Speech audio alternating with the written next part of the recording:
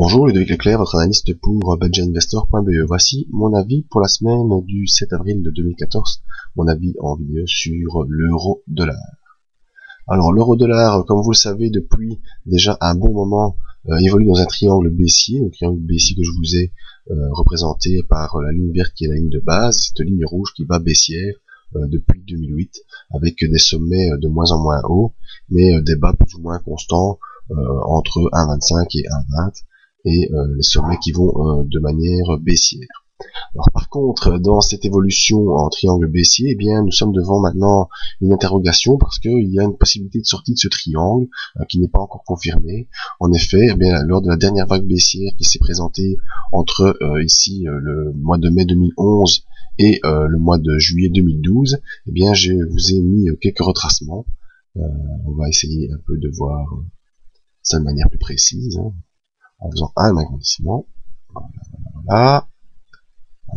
Comme ça aussi. Donc voilà, cette grosse baisse qu'on a connue entre le mois de mai 2011 et le mois de juillet 2012, eh bien alors, retracement et des niveaux qui ont été travaillés courant d'année. Vous voyez, on a directement venu choper ici au mois de septembre le premier niveau à 1,3170, on a rebaissé, on est passé au-dessus pour venir travailler le niveau des 1,3481, on est repassé en dessous, on est resté un moment avec le point des 1,3170 comme point pivot, pour reconnaître une nouvelle attaque au mois d'octobre 2013 qui a permis de rejoindre le dernier niveau, les 1,3792, et après avoir résisté sous ce niveau, eh bien on a fait ici une incursion au-dessus de ce niveau au mois de mars de cette année, mais il semblerait que c'est encore un échec parce que nous sommes revenus sous ce niveau lors des dernières semaines, et même plus embêtant, c'est que nous semblons sortir de ce canal turquoise que je vous avais tracé.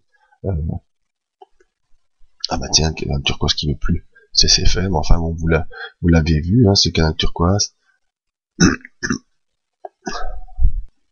Voilà, après un petit souci technique, ben, le canal turquoise est réapparu. Donc vous voyez que dans ce canal turquoise, ben, on a déjà eu ici une première possibilité de sortie qui s'est produite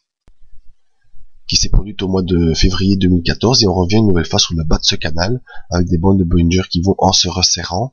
Alors on est passé au-dessus de la ligne rouge également, donc c'est le sommet du triangle baissier, et donc maintenant on a deux possibilités devant nous, soit c'est une fausse sortie et on revient très fort dans le canal baissier pour rejoindre les niveaux qui sont les 1,3481 et 1,3170 ensuite, ou bien on va assister à un pullback qui permettra au cours de continuer d'évoluer vers les 1,4798, donc le dernier sommet qu'on a connu ici au mois de mai 2011, donc vers les 1,4352, non, ça c'est le point bas, les 1,48, pardon, c'est bien ce que je disais, excusez-moi de ce bafouement.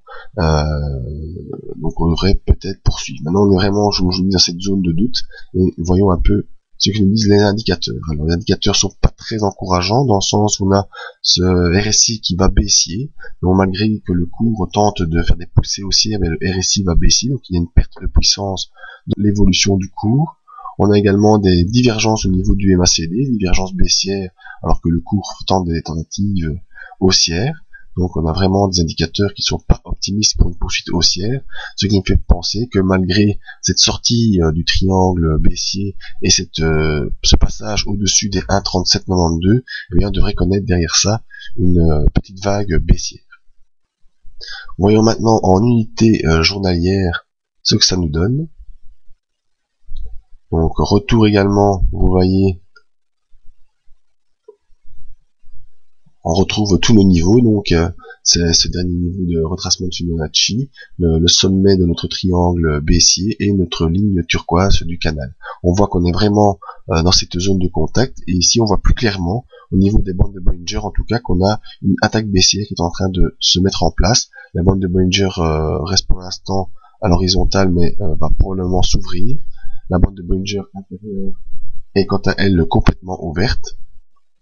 Les indicateurs sont en tout cas clairement baissiers sur le RSI, s'approche même de la zone des 40 qui est une zone d'accélération baissière, et sur le MACD, eh bien, on est déjà dans un croisement baissier très important et le MACD commence à passer sous zéro. Donc en court terme, il semblerait évident que la paire euro-dollar va continuer à baisser.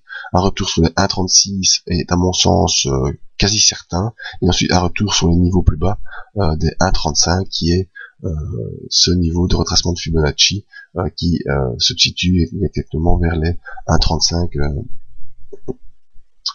vers les 1,3486 pardon.